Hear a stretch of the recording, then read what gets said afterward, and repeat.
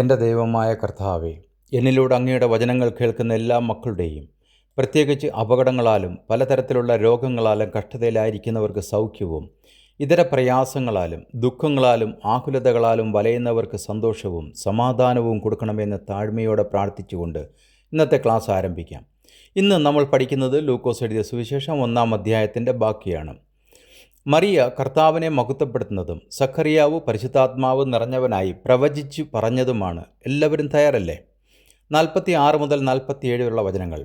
അപ്പോൾ മറിയ പറഞ്ഞത്, എൻ്റെ ഉള്ളം കർത്താവിനെ മഹിമപ്പെടുത്തുന്നു, എൻ്റെ ആത്മാവ് എൻ്റെ രക്ഷിതാവായ ദൈവത്തിൽ ഉല്ലസിക്കുന്നു. മറിയ പറഞ്ഞത്, ദൈവം എൻ്റെ രക്ഷിതാവാണ്, അതുകൊണ്ട് അവൾ ദൈവത്തിൽ സന്തോഷിക്കുന്നു. അത് സത്യം തന്നെയാണ്. എന്നാൽ ക്രിസ്തീയ വിശ്വാസമനുസരിച്ച് സകല മനുഷ്യരുടെയും രക്ഷകൻ യേശുക്രിസ്തുവാണ്. യേശുക്രിസ്തുവിലൂടെയാണ് ലോകരാശിക്ക് രക്ഷ കൈവരുന്നത്. മറ്റൊരു രീതിയിൽ പറഞ്ഞാൽ, ആദമൻ്റെ വീഴ്ച മുതൽ കർത്താവ് വരെയും കർത്താവിൻ്റെ സമയം മുതൽ ലോകാവസാനം വരെയുമുള്ള സകല മനുഷ്യരുടെയും രക്ഷ യേശുക്രിസ്തുവിലൂടെയാണ്. ഇവിടെ നിങ്ങൾ ശ്രദ്ധിച്ചോ, മറിയയും മനുഷ്യയാണ്. അതിനാൽ അവൾക്കും ദൈവത്തിൻ്റെ രക്ഷ ആവശ്യമുണ്ട്. ആ രക്ഷ വരുന്നത് യേശുക്രിസ്തു മുഖാന്തരം തന്നെയാണ്. അതുകൊണ്ട് കത്തോലിക്ക സഭ ഒഴികെ സകല ക്രിസ്ത്യൻ വിഭാഗങ്ങളും പറയുന്നത് മറിയയും യേശുവിലൂടെ മാത്രമാണ് രക്ഷിക്കപ്പെട്ടതെന്നാണ്. തൻ്റെ രക്ഷയും യേശുവിലൂടെയാണെന്ന് മനസ്സിലാക്കിയതിനാലാണ് മറിയ എൻ്റെ രക്ഷിതാവായ ദൈവം എന്ന് പറഞ്ഞത്. അവൾക്കും ദൈവത്തിൻ്റെ രക്ഷ ആവശ്യമുണ്ടെന്ന് മറിയ അവകാശപ്പെടുന്നു. 48 മുതൽ 49 വരെയുള്ള വചനങ്ങൾ. അവൻ തൻ്റെ ദാസിയുടെ താഴ്ച കടാക്ഷിച്ചിരിക്കുന്നുവല്ലോ. ഇന്നു മുതൽ എല്ലാ തലമുറകളും എന്നെ ഭാഗ്യവതി എന്ന് വാഴ്ത്തും. ശക്തനായവൻ എനിക്ക് വലിയവ ചെയ്തിരിക്കുന്നു, അവൻ്റെ നാമം പരിശുദ്ധം തന്നെ. അവൻ തൻ്റെ ദാസിയുടെ താഴ്ച കടാക്ഷിച്ചിരിക്കുന്നുവല്ലോ. ഇന്നു മുതൽ എല്ലാ തലമുറകളും എന്നെ ഭാഗ്യവതി എന്ന് വാഴ്ത്തും. എന്തായിരിക്കും മറിയ ഇതുകൊണ്ട് അർത്ഥമാക്കിയിട്ടുണ്ടാവുക?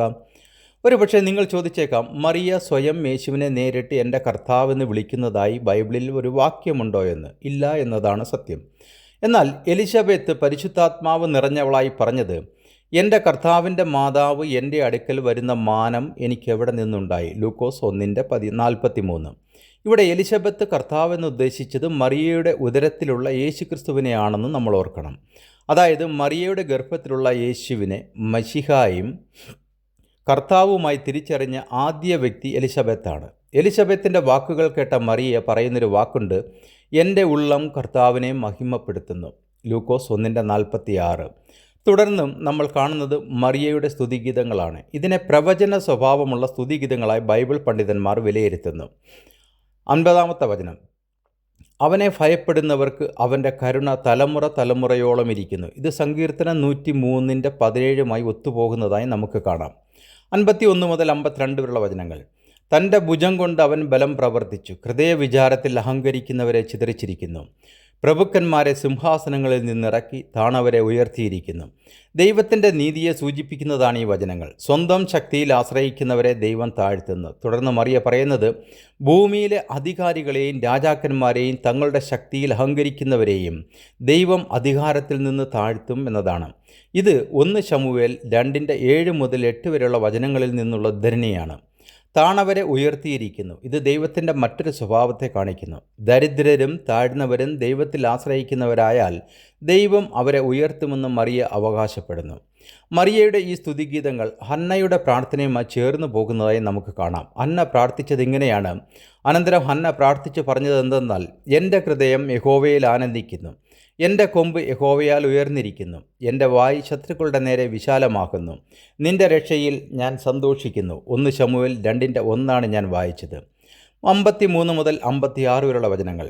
വിശന്നിരിക്കുന്നവരെ നന്മകളാൽ നിറച്ച് സമ്പന്നന്മാരെ വെറുതെ അയച്ചു കളഞ്ഞിരിക്കുന്നു. നമ്മുടെ പിതാക്കന്മാരോട് അരുളി ചെയ്തതുപോലെ അബ്രഹാമിനും അവൻ്റെ സന്തതിക്കും എന്നേക്കും കരുണ ഓർക്കേണ്ടതിന് തൻ്റെ ദാസനായ ഇസ്രായേലിനെ തുണച്ചിരിക്കുന്നു. മറിയ ഏകദേശം 3 മാസം അവളോടുകൂടെ പാർത്തിട്ട് വീട്ടിലേക്ക് മടങ്ങിപ്പോയി. ഇവിടെ മറിയ പറയുന്നു, ദൈവം ദരിദ്രരെയും താണവരെയും ഉയർത്തുന്നു, മാത്രമല്ല അഹങ്കാരികളെയും സ്വയം മതിയെന്ന് കരുതുന്നവരെയും താഴ്ത്തുന്നു. അബ്രഹാമിനോട് നൽകിയ വാഗ്ദാനം ഓർക്കുന്നു എന്ന് പറഞ്ഞാൽ ദൈവം ഇന്നും ഇസ്രായേലിന് വേണ്ടി പ്രവർത്തിക്കുന്നു എന്നർത്ഥം. അതുകൊണ്ട് തന്നെ ദൈവം ഇസ്രായേലിനെ സംരക്ഷിക്കുന്നു. എത്ര മനോഹരമായിരുന്നു മറിയത്തിൻ്റെ ഗീതമെന്നോർക്കുക. 57 മുതൽ 66 വരെ വായിക്കുമ്പോൾ നമ്മൾ കാണുന്നത്, എലിസബത്തിന് പ്രസവിപ്പാനുള്ള കാലം തികഞ്ഞപ്പോൾ അവളൊരു മകനെ പ്രസവിച്ചു. കർത്താവ് അവൾക്ക് വലിയ കരുണ കാണിച്ചു എന്ന് അയൽക്കാരും ചാർച്ചക്കാരും കേട്ടിട്ട് അവളോടുകൂടെ സന്തോഷിച്ചു. 8-ാം നാളിൽ അവർ പൈതലിനെ പരിച്ഛേദന ചെയ്യുവാൻ വന്നു. അപ്പൻ്റെ പേർ പോലെ അവന് സഖറിയാവ് എന്ന് പേർ വിളിപ്പാൻ ഭാവിച്ചു. അവൻ്റെ അമ്മയോ അല്ല, അവന് യോഹന്നാൻ എന്ന് പേരിടണമെന്ന് പറഞ്ഞു. അവർ അവളോട്, നിന്റെ ചാർച്ചയിൽ ഈ പേരുള്ള ആരുമില്ലല്ലോ എന്ന് പറഞ്ഞു. എന്നാൽ അവൻ എന്ത് പേർ വിളിപ്പാൻ വിചാരിക്കുന്നു എന്ന് അപ്പനോട് ആംഗ്യം കാട്ടി ചോദിച്ചു. അവൻ ഒരു എഴുത്തുപലക ചോദിച്ചു. അവൻ്റെ പേർ യോഹന്നാൻ എന്നെഴുതി. എല്ലാവരും ആശ്ചര്യപ്പെട്ടു. ഉടനെ അവൻ്റെ വായും നാവും തുറന്നു. അവൻ സംസാരിച്ച് ദൈവത്തെ സ്തുതിച്ചു. ചുറ്റും പാർക്കുന്ന എല്ലാവർക്കും ഭയമുണ്ടായി. യഹൂദ്യ മലനാട്ടിലെങ്ങും ഈ വാർത്ത ഒക്കെയും പരന്നു. കേട്ടവരെല്ലാവരും അത് ഹൃദയത്തിൽ നിക്ഷേപിച്ചു.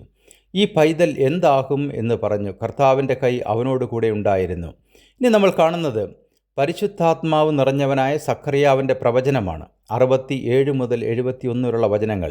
അവൻ്റെ അപ്പനായ സഖറിയാവ് പരിശുദ്ധാത്മാവ് നിറഞ്ഞവനായി പ്രവചിച്ച്, ഇസ്രായേലിൻ്റെ ദൈവമായ കർത്താവ് അനുഗ്രഹിക്കപ്പെട്ടവൻ, അവൻ തൻ്റെ ജനത്തെ സന്ദർശിച്ച് ഉദ്ധാരണം ചെയ്യുകയും ആദ്യം മുതൽ വിശുദ്ധ പ്രവാചകന്മാർ മുഖാന്തരം അരുളി ചെയ്തതുപോലെ നമ്മുടെ ശത്രുക്കളുടെ വശത്തു നിന്നും നമ്മെ പകയ്ക്കുന്ന ഏവരുടെയും കയ്യിൽ നിന്നും നമ്മെ രക്ഷിപ്പാൻ തൻ്റെ ദാസനായ ദാവീദിൻ്റെ ഗൃഹത്തിൽ നമുക്ക് രക്ഷയുടെ കൊമ്പ് ഉയർത്തുകയും ചെയ്തിരിക്കുന്നു. നിങ്ങൾക്കൊരു സംശയമുണ്ടാകാം, ആരെക്കുറിച്ചാണ് സഖറിയാവ് ഈ പ്രവചിച്ചത്? സഖറിയാവ് തൻ്റെ മകൻ യോഹന്നാൻ ജനിച്ചതിന് ശേഷം ദൈവത്തെ സ്തുതിച്ച് നടന്ന പ്രവചനമാണ്. ഇവിടെ പറയുന്ന രക്ഷയുടെ കൊമ്പ്, ഹോൺ ഓഫ് സാൽവേഷൻ എന്നത് കർത്താവാം യേശുക്രിസ്തുവിനെ സൂചിപ്പിക്കുന്ന ബൈബിളിലെ ഒരു പ്രതീകമാണ്. ദാവീദിൻ്റെ ഗൃഹം എന്നത് മശിഹ ദാവീദ് രാജാവിൻ്റെ വംശത്തിൽ നിന്ന് വരും എന്ന പഴയ നിയമ പ്രവചനവുമായി ബന്ധപ്പെട്ടതാണ്. അതുകൊണ്ട് തന്നെ യാതൊരു സംശയവും വേണ്ട, സഖറിയാവ് ഈ പറഞ്ഞത് യേശുക്രിസ്തുവിനെക്കുറിച്ച് തന്നെയാണ്. താഴോട്ട് നമ്മൾ പഠിക്കുന്നത് സഖറിയാവ് തൻ്റെ മകനായ യോഹന്നാനെക്കുറിച്ച് പറയുന്നതാണ്. 72 മുതൽ 79 വരെയുള്ള വചനങ്ങൾ. നമ്മുടെ പിതാക്കന്മാരോട് കരുണ പ്രവർത്തിക്കേണ്ടതിനും നമ്മുടെ ശത്രുക്കളുടെ കയ്യിൽ നിന്ന് രക്ഷിക്കപ്പെട്ട് നാം ആയുഷ്കാലമൊക്കെയും ഭയം കൂടാതെ തിരുമുമ്പിൽ വിശുദ്ധിയിലും നീതിയിലും തന്നെ ആരാധിപ്പാൻ നമുക്ക് കൃപ നൽകുമെന്ന് അവൻ നമ്മുടെ പിതാവായ അബ്രഹാമിനോട് സത്യവും തൻ്റെ വിശുദ്ധ നിയമവും ഓർത്തതുകൊണ്ടും ആകുന്നു. നീയോ പൈതലെ അത്യുന്നതൻ്റെ പ്രവാചകനെന്ന് വിളിക്കപ്പെടും. കർത്താവിൻ്റെ വഴി ഒരുക്കുവാനും നമ്മുടെ ദൈവത്തിൻ്റെ ആർദ്ര കരുണയാൽ അവൻ്റെ ജനത്തിന് പാപമോചനത്തിൽ നിന്ന് രക്ഷാപരിജ്ഞാനം കൊടുപ്പാനുമായി നീ അവന് മുമ്പായി നടക്കും. ഇരുളിലും മരണനിഴലിലും ഇരിക്കുന്നവർക്ക് പ്രകാശിച്ചു നമ്മുടെ കാലുകളെ സമാധാന മാർഗത്തിൽ നടത്തേണ്ടതിന് ആ ആർദ്ര കരുണയാൽ ഉയരത്തിൽ നിന്ന് ഉദയം നമ്മെ സന്ദർശിച്ചിരിക്കുന്നു. സഖറിയാവ് ഇവിടെ പറയുന്ന നീയോ പൈതലെ എന്നത് തൻ്റെ മകനായ യോഹന്നാനെക്കുറിച്ചാണെന്ന് നമ്മൾ ഓർക്കണം.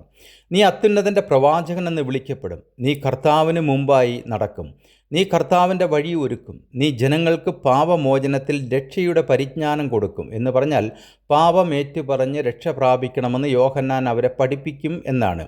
ഈ പ്രവചനങ്ങൾ മലാക്കി 3:1 യെശയ്യാ 40:3 നമുക്ക് കാണാവുന്നതാണ്. കർത്താവ് തൻ്റെ വേല ആരംഭിക്കുന്നതിന് മുൻപായി ജനങ്ങളെ തയ്യാറാക്കാൻ ദൈവം അയച്ച പ്രവാചകനാണ് യോഹന്നാൻ സ്നാപകൻ. അവൻ ആളുകളെ പശ്ചാത്തപിക്കാൻ അല്ലെങ്കിൽ സ്നാനപ്പെടാൻ വിളിച്ചു. അങ്ങനെ സ്വയം അനുതാപത്തിലൂടെ യേശു ക്രിസ്തുവിനെ സ്വീകരിക്കാനും പരിശുദ്ധാത്മാവിനെ പ്രാപിക്കാനും അവരെ ഒരുക്കി.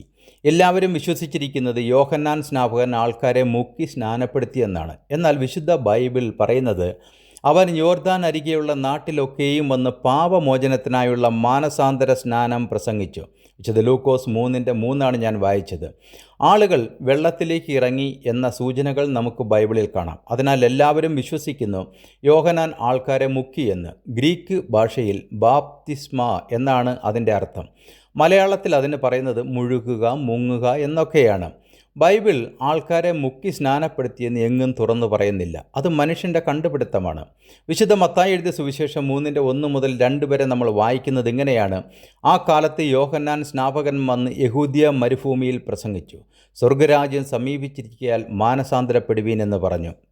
നോക്കുക, യോഹന്നാൻ മരുഭൂമിയിലും വെള്ളത്തിലും നിന്നുകൊണ്ട് മനുഷ്യരോട് പറഞ്ഞത് നിങ്ങൾ മാനസാന്തരപ്പെടാനാണ്. ആരെയും മുഖ്യതായി പറയുന്നില്ല. വിശുദ്ധ പത്രോസ് ലീഗ പറഞ്ഞത് ഇങ്ങനെയാണ്. പത്രോസ് അവരോട്, നിങ്ങൾ മാനസാന്തരപ്പെട്ട് നിങ്ങളുടെ പാപങ്ങളുടെ മോചനത്തിനായി ഓരോരുത്തൻ യേശു ക്രിസ്തുവിൻ്റെ നാമത്തിൽ സ്നാനമേൽപ്പിൻ, എന്നാൽ പരിശുദ്ധാത്മാവെന്ന ദാനം ലഭിക്കും.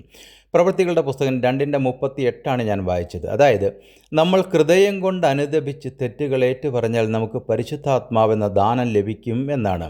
മുങ്ങുന്നതിലൂടെ ആർക്കും പരിശുദ്ധാത്മാവ് ലഭിക്കുന്നില്ല എന്ന് നമ്മൾ ഓർക്കണം. അതൊരു തെറ്റായ പഠിപ്പിക്കലാണ്. മുങ്ങി സ്നാനമേറ്റിട്ടുള്ള ഏതൊരു മനുഷ്യനെയും നിങ്ങളൊന്ന് പരിശോധിച്ച് നോക്കുക.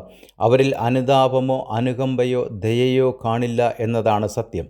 1 യോഹന്നാൻ 4:1 നമ്മൾ വായിക്കുന്നു, പ്രിയമുള്ളവരെ, കള്ളപ്രവാചകന്മാർ പലരും ലോകത്തിലേക്ക് പുറപ്പെട്ടിരിക്കയാൽ ഏതാത്മാവിനെയും വിശ്വസിക്കാതെ ആത്മാക്കൾ ദൈവത്തിൽ നിന്നുള്ളവയോ എന്ന് ശോധന ചെയ്യുവിൻ.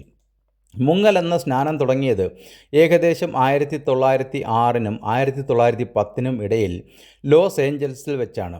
അവരാണ് മുങ്ങലാണ് ക്രിസ്തു നമുക്ക് മാതൃകയാക്കി തന്ന സ്നാനം എന്ന് പറഞ്ഞ് ഇന്ന് വരെയും മനുഷ്യരെ തെറ്റിച്ച് മുങ്ങൽ യഥാർത്ഥ സ്നാനമാണെന്ന് പഠിപ്പിക്കുന്നത്. എന്നാൽ ബൈബിൾ അങ്ങനെ പഠിപ്പിക്കുന്നില്ല എന്നതാണ് സത്യം. പൈതൽ വളർന്നു ആത്മാവിൽ ബലപ്പെട്ടു അവൻ ഇസ്രായേലിന് തന്നെത്താൻ കാണിക്കുന്ന നാൾ വരെ മരുഭൂമിയിലായിരുന്നു.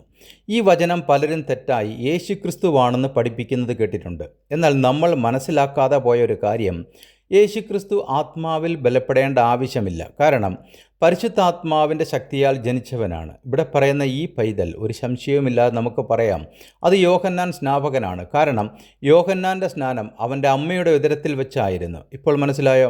യോഹന്നാൻ മരുഭൂമിയിൽ വളർന്നു, അവൻ ആത്മാവിൽ ബലപ്പെട്ടു, പിന്നീട് ജനങ്ങളെ പശ്ചാത്താപത്തിലേക്ക് വിളിച്ചു യേശുവിൻ്റെ വരവിന് വഴിയൊരുക്കി.